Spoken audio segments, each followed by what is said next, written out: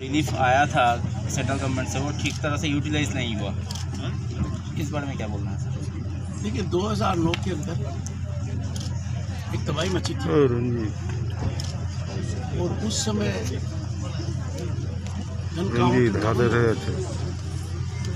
मेरा सिर्फ ये कहना है कि जब इस प्रकार की आपदा के लिए धन का आवंटन होता है तो हमें एक रियलिटी चेक करना चाहिए कि धन कहाँ गया और कितना आया था। जब वो नहीं करेंगे तो अंदाज़ा नहीं लगेगा।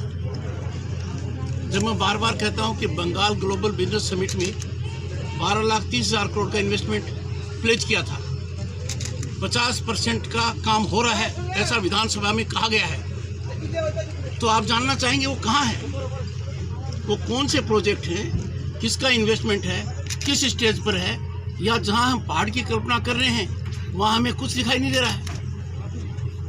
देखिए जब तक ट्रांसपेरेंट नहीं होंगे, अकाउंटेबल नहीं होंगे, तब तक विकास की धारा तीव्र नहीं हो पाएगी। पेंडेमिक परचेज 2000 करोड़ का मामला आया, माननीय मुख्यमंत्री ने खुद जांच बैठाई, किसी ने उनको कहा नहीं था, जांच बैठाई क्योंकि उनको लगा कि 2000 करोड़ का परचेज पेंडेमिक के दौरान हुआ है, इसमें अनियमितताएं हैं, इसमें कुछ ऐसी बातें हुई हैं जो कानून के दायरे के बाहर हैं, पर आप भी नहीं पूछते और वो भी नहीं बताते तो इस रिपोर्ट का क्या हुआ। ये देखिए, और ये बहुत महत्वपूर्ण है, मैं आइला की बात नहीं कर रहा।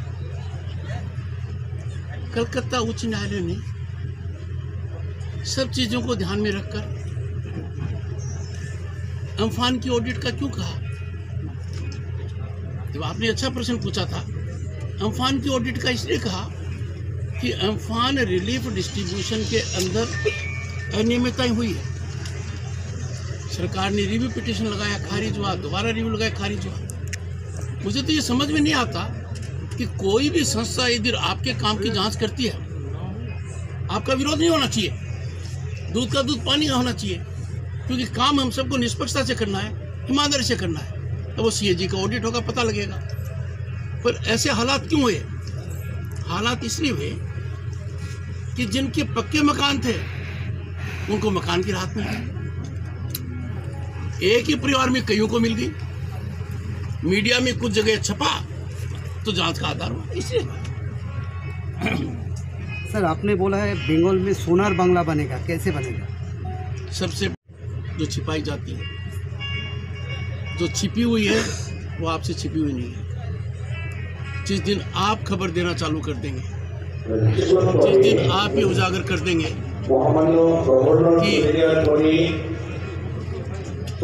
डर है और डर काफी है,